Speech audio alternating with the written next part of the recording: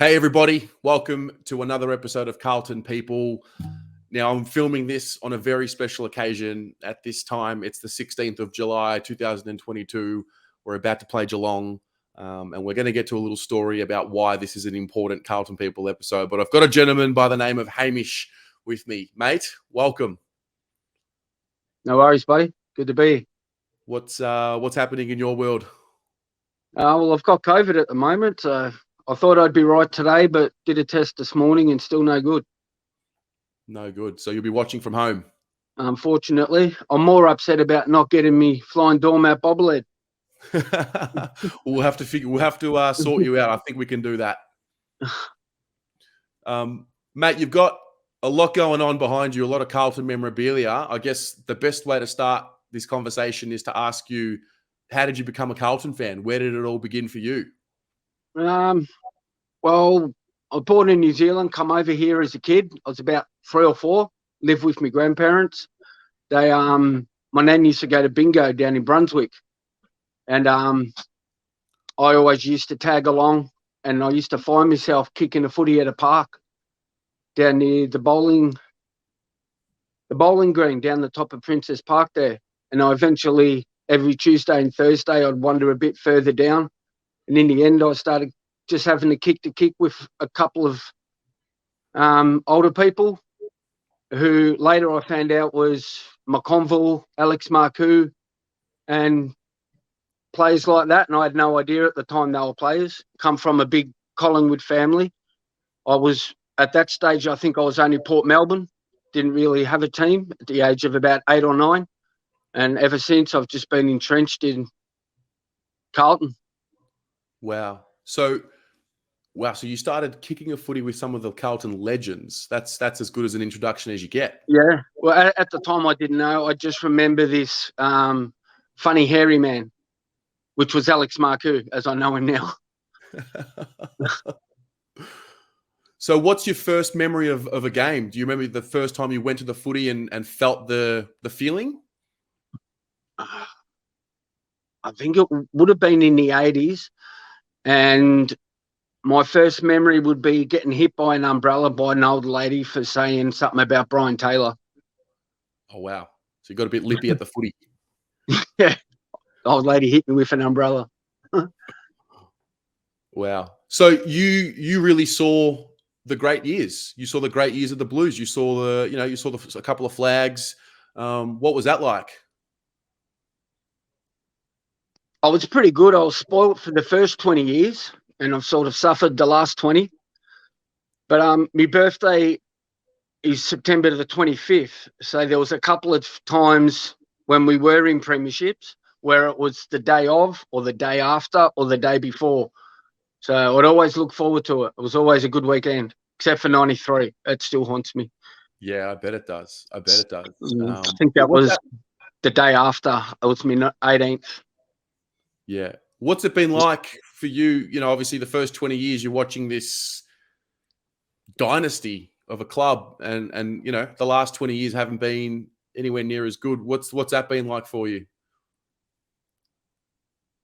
I suppose it's been hard now. I've got kids. I've sort of pushed it and rammed it down their throat, and they're going, oh, but why? We're not going to win. We're not that good. But this year's just been amazing just to see the difference in them. They're like, oh, I'm going to the footy. Do you want to come? Yeah, I'm coming. Instead of, oh, no, I might stay home.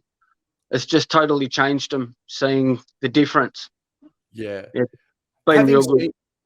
Having seen the great Carlton times and now seeing, you know, this current group start to rise and turn it around, do you see any similarities between what was happening back then and what's happening now? I think just getting around each other. Like we're playing as a team, patting each other on the bum, you know, backing each other up. And I think for the last maybe 10 or something, it's been very single player driven. A lot of players playing for contracts or, yeah, I can see it now. There's something in the air. It's bloody exciting. That's awesome. Mate, it's fascinating how this came about because we're going to go back in time. We're going to talk about the infamous day at Princess Park. Now, you and I have been Facebook friends for a while now. I've seen you online for years. This footage with this image here, I had no idea, no idea it was you. I need to tell you, I've watched the footage so many times, and I've seen that the still shot. Every time I look at the photo, I understand the feeling. Like, I feel what was happening that day. I wasn't there. I was very young. Can you take us through that day and what happened and the feeling and just a whole lot? I was there with my brother and a couple of mates. My younger son, Reese. I've sat in that spot for 12, 15 years. I was my little area. I liked it because even though the bench did obscure your view a bit, I'd know if players were coming off before they did, because you sort of got to feel what's going on. You could look at the board and stuff like that. And it was a good game. I think we were smacking them a bit. And obviously Milburn's knocked him out and then come off and done the clap, man. And I, like everyone else there, I just seen red. I just thought, you dirty piece of whatever. Started banging on the bench a bit, tried to lean over to grab him, and there was police and they were running in from everywhere. It just blew up so quick, but I've just never felt such anger or whatever. I've thought about it a few times, and a few people have asked me about it who have seen it. And I just sort of explained it like, I've been going to Princess Park since I was 9, 8 years old by myself. And it was like, that's home. And like, there would have been Silvani in his 12th year or something. Is somebody I used to watch maybe once or twice at training. And then on the weekend, over a 12-year period, you feel like you know him. It's like a mate, a brother or whatever, even though he didn't know who I was. I'm a very loyal person, got someone's back all the time. And I guess I sort of looked at it that way. It's like somebody just done that to a mate. I think was my mindset. And I just thought, right, what can I do? But I just had a bit of an explosion, and it all hell broke loose. Yeah, Matt, I relate to what you're saying because, I think what separates Carlton supporters or the club from the rest is it's a family. It really is. And you look at, you fast forward to 2022 or the end of 2021, Sam Doherty obviously gets his second bout of cancer. The fans were shaving our heads. Like, it is. We don't know who they are personally. We know them as footballers first, but there's a genuine love, and you feel like it's part of your family. And then, when you add the element of Stephen Silvani, the favourite son in his 12th year, which is really peak time. And then that hit. I mean, there's dirty plays, but Milburn was doing it all game. It was contrived. He wanted to knock someone out all game. Yeah, I put that in the same sort of category as that Battle of Britain, the one where Clarko got in Aiken. It was just spiteful dog act that didn't need to happen. Yeah. And then to incite the crowd after that, and then like sit on the bench like, oh shit, mate, I'm scared.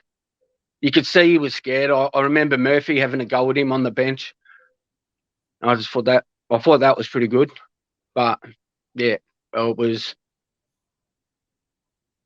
definitely got myself in trouble over it though when I got home, because I had no idea how big it actually was. Until was the footy good today? Yeah, it was all right. Okay, Channel 10, Channel 9 news. Oops. Yeah, I feel like it's. I've spoken to a few people about the day, and I get goosebumps when I hear about how much pain and how much anger and hostility was in the air that day. And many people have said Milburn was lucky to get home safe that night, it seems. Yeah. I know there was a big, out the front of the old social club, there was a lot of people around the Geelong bus, especially Barb. Barb wanted to kill him. I don't know how or how we got on that bus, but I know there was me and at least 40, maybe 80 people hanging around that Geelong bus waiting for him. Wow. Yeah, that's just it wouldn't fly. Like in today's day and age, it's just there's a lot more security, a lot more safety measures taking place, and really the game has changed. We've really stamped out that type of act completely now. I really would be surprised if something like that was to happen again. I think also you touched on it as well. Like it's at Princess Park. That's a spiritual home. Yeah. And I'm just thinking now, like if that was to happen to like Jack Silvani right now, Oh, I don't know Jack. I don't know him from a bar of soap. I've met him a couple of times, but I love Jack. I love the boys. So, and I've actually been looking at it all week. I've been obsessing over it. I'm not going to lie. Like I try and keep things as cool, calm, collected, and professional as possible. I've got a responsibility. I've got to host this thing, and I look at the footage, and it just gets me going. Like it's just because I feel obviously don't condone what happened that day, but what it tells me is just how much our supporters care for our club. Yep. So it's been really good to talk to you. Now, having a look at the group now, what are your observations of what's going on now? You said you're enjoying the season. You said the kids are loving it as well. They're wanting to come to the footy. How's this all been for you? What's your experience now? I found myself now, I'm more excited for the kids than myself, just because I've been bunging on, like, what are they now? They're 15, 14, 8. I've been ramming it down their throats how good we are and show them the 99 prelim during off season. Oh, watch this. Yes, Dad, we know we win by a point. But now that, like my daughter Paige, she's built relationships with players. Like she sponsors Matty Owies, and he actually helps her with homework during the week. They talk about books and Harry Potter. So she's fully invested in him and the club. Like she's got a little mate who Zooms her once a week and stuff like that. I mean, that's just amazing to see that from a player. All I used to get as a kid was a signature and I'd be happy. But now the kids today, they're building like relationships with players. Whereas I've got relationships now with past players. And it just makes it all special, I suppose. Yeah, for sure. I mean, in this day and age, at the end of the day, the fans make the game what it is. We invest our time, our money, our emotions, and ultimately the fans are a big part of how the game's going to grow. And I think our boys do a really good job of, when it's time to interact with our people, they really give up their time. I think I've heard many stories of, many players willing to do that for the fans. And it's important because we've gone through years where we probably felt like there was a bit of a disconnect between fan and club. But I think ever since the changes were made last year, it's just a totally different club now, isn't it? Yeah. I don't know what Voss has brought, but it's been magic. Yeah. He's really brought everybody together. Yeah. Do you have any favorites, any players that stick to you that you think are, your favorite ones? From the past or now? Well, now. Oh, there's so bloody many to choose from. Obviously, I love Matty. I'm a big Carroll fan.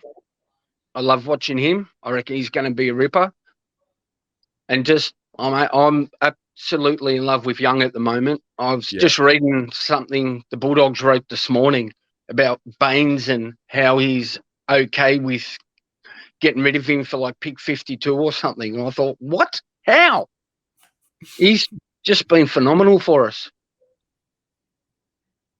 There's been quite a few players this year who have been put in the deep end and they've come out the other end and they've just shown what they're capable of. I think even look at Tom De Koning at the start of the year. We lose Pito.